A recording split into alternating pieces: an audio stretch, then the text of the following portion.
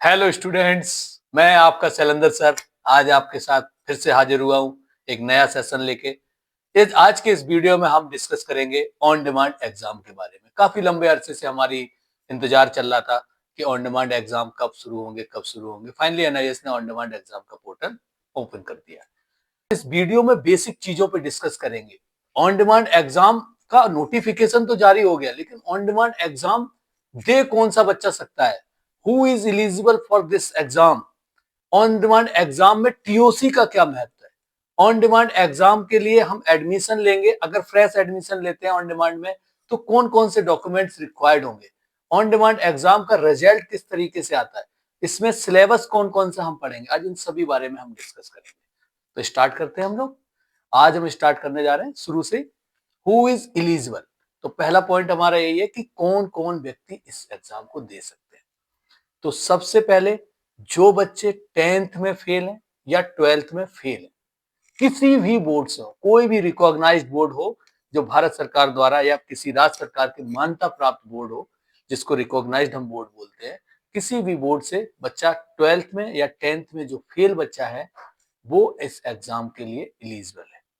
दूसरा, वह बच्चा भी इस एग्जाम के लिए एलिजिबल है जो 12th में पास है, बट वो एलिजिबल है for the part admission, not for the complete admission. Part admission यानी कि कोई बच्चा 5 सब्जेक्ट से 8 साइड से 12th किया था, अब उसको साइंस साइड से 12th करना है, तो वो अपने 3 से 4 सब्जेक्ट, मैक्सिमम 4 सब्जेक्ट ले सकता है। 3 सब्जेक्ट फिजिक्स, केमिस्ट्री, मैथ को पार्ट एडमिशन के तौर पे लेके ऑन डिमांड एग्जाम दे सकता है, जहां से उसको ऑन डिमांड एग्जाम का पार्ट एडमिशन का अगर वो पास करता है तो एक सर्टिफिकेट प्रोवाइड हो जाता है, जिसको वो अपने प्रीवियस मार्कशीट के साथ अटैच करके यूज कर सकता है। फ्रेश बच्चा जो है वो अपना एग्जाम देगा, उसको जब एग्जाम में पास हो जाएगा तो उसे मार्कशीट मिलेगा, कंप्लीट मार्कशीट विद सर्टिफिकेट, जो पर्सनली उसका पब्लिकली यूज में आएगा। इसके लिए उसका जो पॉइंट है कि वो बच्चा 12th में फेल है, बट फेल है, कोई बच्चा है कि भाई 2 सब्जेक्ट में रह गया था, कोई कह रहा है कि मैं सर मैं तो एक में ही फेल था, अब मैं दोबारा से सारे पेपर दूं। तो ऐसे बच्चों के लिए बनाया गया है टीओसी, जिससे शॉर्ट फॉर्म में टीओसी कहते हैं, जनरली नाम है ट्रांसफर ऑफ क्रेडिट। ये उन सभी बच्चों के लिए है जो बच्चे प्रीवियसली बोर्ड में किन्हीं सब्जेक्टों में पास थे, तो उस पास का उनको बेनिफिट मिले। लेकिन एनआईएस की एक कंडीशन है कि यदि कोई बच्चा अदर किसी भी रिकॉग्नाइज्ड बोर्ड से, चाहे वो सीबीएसई हो, आईसीएसई हो, यूपी हो, महाराष्ट्र हो, तमिलनाडु हो, कोई भी बोर्ड हो, उसको केवल और केवल मैक्सिमम 2 सब्जेक्ट का ट्रांसफर ऑफ क्रेडिट ही मिलेगा।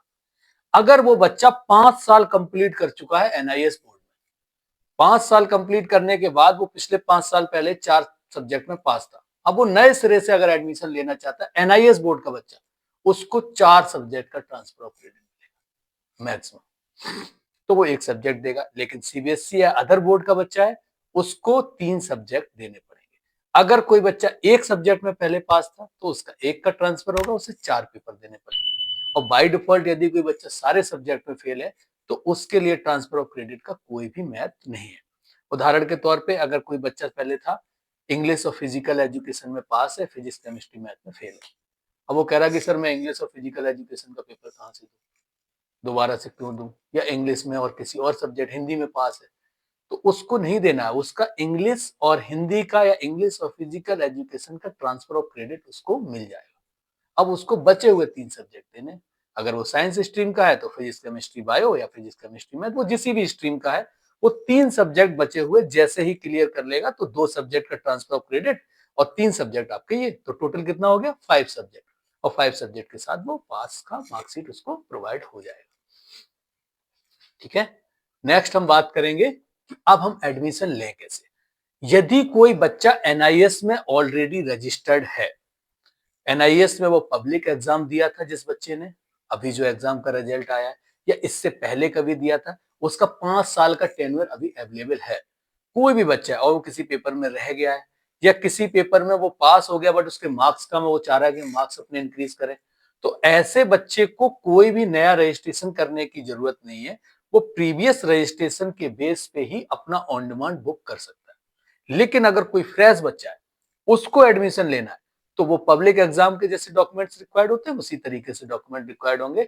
डॉक्यूमेंट रिक्वायर्ड में सबसे पहले उसको एक आधार कार्ड चाहिए, आधार कार्ड, पैन कार्ड नहीं सॉरी आधार कार्ड या जन्म प्रमाण पत्र हो उसके पास, या उसके पास पासपोर्ट हो, ऐसा आईडी प्रूफ जिसमें कि उसको यूज कर सके। दूसरा उसका एक पासपोर्ट साइज फोटो, तीसरा उसका ईमेल आईडी, चौथा उसका मोबाइल नंबर, और पांचवा सबसे इंपॉर्टेंट एक चीज है उसका सिग्नेचर, जिसको वो फोटो खींच के अपलोड कर सके। ठीक है, एक पासपोर्ट साइज से सिंपल पेन पेपर पे आप फोटो अपना सिग्नेचर करेंगे, उसका फोटो क्लिक करेंगे और वो आपका अपलोड हो जाएगा। और जो सबसे जरूरी डॉक्यूमेंट है वो उसका है प्रीवियस ईयर का रिजल्ट। अगर वो 10th फेल है तो उसका 10th फेल का उसको रिजल्ट चाहिए, 12th फेल है तो 12th फेल का रिजल्ट, और अगर वो पास है 12th तो 12th पास का रिजल्ट भी वहां पे उसको लगाना पड़ेगा अगर वो पार्ट एडमिशन लेता है तो। अगर आप हमसे एडमिशन कराना चाहते हैं, कुछ बच्चे हैं कि सर हम कैसे करेंगे, नहीं पता, हमारे इतने सारे बच्चे जुड़े हुए हैं, और सारे बच्चों के लिए बस एक थोड़ी सी रिक्वेस्ट है, क्योंकि हमारे पास हमारी टीम काम कर रही है, लेकिन हम आपको कई बार होता है कि आपके बल्क में कॉल आते हैं तो हम कॉल रिसीव नहीं कर पाते। तो आपको एक बेहद ही आसान काम है, आप हमसे एडमिशन लेना चाहते हैं, आप हमारा नंबर है 9667497286, ये हमारा व्हाट्सएप नंबर है, इस पे आप कॉल कर सकते हैं व्हाट्सएप, लेकिन आप अपने व्हाट्सएप पे इसको डॉक्यूमेंट्स अपलोड आप भेज दीजिए हमें। डॉक्यूमेंट्स आप हमारे पास भेजेंगे व्हाट्सएप पे, और आप हमें अपना लोकेशन बता दीजिए जिससे कि हम आपका एडमिशन कर सकें। जैसे ही हमारी टीम फ्री होगी आपको तुरंत कनेक्ट करेगी, आपको कंप्लीटली एडमिशन का प्रोसीजर समझा के आपका एडमिशन कर दिया जाएगा। अब एडमिशन आप हमारे पास कराते तो उसके फायदे क्या है, ये भी एक जरूरी है कि भाई हम एडमिशन तो कई जगह पे कई लोग हैं जो बात कर रहे हैं, हम आपसे ही क्यों कराएं। तो हमारे पास अगर आप एडमिशन कराते हो तो उसका बेनिफिट है कि आपको हमारे पास हमारे अपने इतने वर्षों के अनुभव से जो हमने नोट्स तैयार किए, जो हमने solve previous year question paper अपने तैयार किए, जिनके बेस पे पिछले गत वर्षों से बच्चे जो हमारे प्रीवियस बच्चे, इससे पहले हमारे जिसके बेसिस पे हमारे प्रीवियस जितने भी बच्चे हैं वो उस मदद से 100% पास हुए, और आप भी 100% पास हो सकते हैं यदि आप हमारे से जो भी हम आपको प्रोवाइड मटेरियल करेंगे उसको आप सही से पढ़ते हैं और समझते हैं तो। अब बात करते हैं हमारा एडमिशन होगा किस स्ट्रीम में, क्योंकि एनआईएस में तो 4 स्ट्रीम होती हैं। तो हमारा एडमिशन यदि हम 10th फेल हैं तो हमारा एडमिशन होगा स्ट्रीम 3 में, और अगर हम 12th फेल हैं तो हमारा एडमिशन होगा स्ट्रीम 4 में। अभी रिसेंटली हमारा चल रहा है ब्लॉक 2, ब्लॉक 1 शुरू होता है जुलाई अगस्त सितंबर के लिए, और ब्लॉक 2 चलता है जनवरी फरवरी मार्च।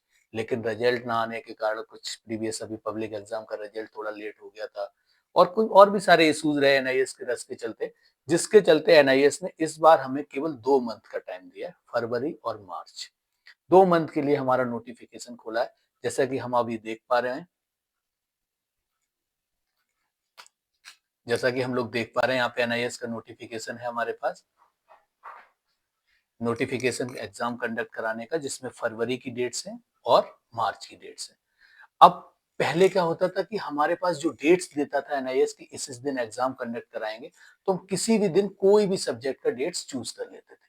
लेकिन अभी लास्ट प्रीवियस सेशन से उन्होंने हमें एक एग्जैक्टली डेट्स प्रोवाइड की है कि इस सब्जेक्ट्स के लिए यही डेट्स रहेंगी, इन डेट्स में से आप डेट को चूज कर सकते हैं। तो जैसे कि हमारे पास दिख रहा होगा आपको, फिजिक्स, इंग्लिश, बिजनेस, पहला ये जो स्लॉट दिखा हुआ है जिसमें सब्जेक्ट्स लिखे हैं, political science, data entry operation, 10th class का हिंदी, मैथ, पेंटिंग, संस्कृत, इनके लिए डेट्स दी गई 3, 10, 17, 14 फरवरी और मार्च। दूसरा स्लॉट है हमारा Sanskrit, math, history, biology, geography, psychology, painting, environmental science. 10th class का है English, science, data entry, accountancy, home science. इसकी डेट है फरवरी में 4, 11, 18 और 25 फरवरी। मार्च में भी सेम ही है, 4, 11, 18 और 25। लास्ट स्लॉट में हमारे पास आता है chemistry, account, Hindi, home science, computer science, sociology, mass communication, introduction to law and library science.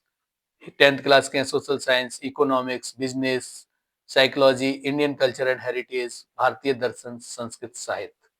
इनका एग्जाम हमें फरवरी में देने को मिल सकता है, 6 फरवरी, 13 फरवरी, 20 फरवरी और 27 फरवरी। मार्च में मिलेगा 6 मार्च, 20 मार्च और 27 मार्च। इसके अतिरिक्त डेट्स में हम इन एग्जाम्स को नहीं दे सकते। कुछ ऐसे भी सब्जेक्ट है इसमें जैसे कि फिजिकल एजुकेशन। फिजिकल एजुकेशन जो है वो ऑन डिमांड कंसीडर नहीं करता है। तो कुछ बच्चे जो फ्रेश एडमिशन लेने जा रहे हैं बाय डिफॉल्ट, अगर वो फिजिकल एजुकेशन को एज ए सब्जेक्ट चूज करना चाह रहे हो, तो मेरी उनसे रिक्वेस्ट है कि वो फिजिकल एजुकेशन की जगह कोई अदर सब्जेक्ट को चूज कर लें, क्योंकि फिजिकल एजुकेशन का ऑन डिमांड कंसीडर नहीं होता है। तो उसकी जगह पे कोई भी मिसलेनियस सब्जेक्ट ले सकते हैं, लाइक डेटा एंट्री हो गया, पेंटिंग हो गया, या कोई भी जो उनका पसंद हो सब्जेक्ट, उसको लेके वो कंसीडर कर सकते हैं एज ए फिफ्थ सब्जेक्ट। अगर वो लैंग्वेज को एक लैंग्वेज चूज कर रहे हैं, सपोज साइंस का बच्चा एक लैंग्वेज चूज किया, उसने इंग्लिश, फिजिक्स, केमिस्ट्री, मैथ, या फिजिक्स, केमिस्ट्री, बायो, अब वो फिफ्थ सब्जेक्ट सोच रहा है मिसलेनियस सब्जेक्ट, तो उस तौर पे फिजिकल एजुकेशन को चूज ना करें, क्योंकि उसका ऑन डिमांड कंसीडर नहीं होता। फाइनली बात करते हैं कि हमारा रिजल्ट कब आएगा। तो रिजल्ट एनआईए स्लॉट्स में डिसाइड करता है कि 1 फरवरी से 15 फरवरी के बीच में जितने भी एग्जाम होंगे उनका रिजल्ट पहले प्रोवाइड किया जाएगा। उसके बाद 16 फरवरी से 28 फरवरी के बीच के कंडक्टेड एग्जाम का, देन आफ्टर 1 मार्च से 15 मार्च, और फिर उसके बाद 16 मार्च से 31 मार्च।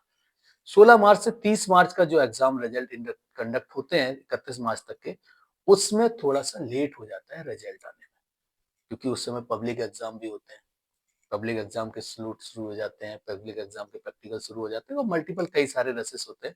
मोस्टली मैंने ऐसा देखा है पिछले 2-3 वर्षों में, इसलिए मैं आपको सजेस्ट कर रहा हूँ। तो हम आप कोशिश करें कि सेकेंड स्लॉट यानी 15 फरवरी से लेके अपने आप को 15 मार्च के बीच में ज्यादा से ज्यादा बुक करने की कोशिश करें, जिससे कि हमारा result safe and side mode में आ जाए, और जिससे कि हम आगे अपना कॉलेज में एडमिशन से या जो भी चीजें हैं वो कर सकें। मैं आपको फिर से एक बार कह रहा हूँ, अगर कोई भी डिस्कशन करना है, कोई भी कंसर्न है, तो आप हमारे नंबर पे बात कर सकते हैं।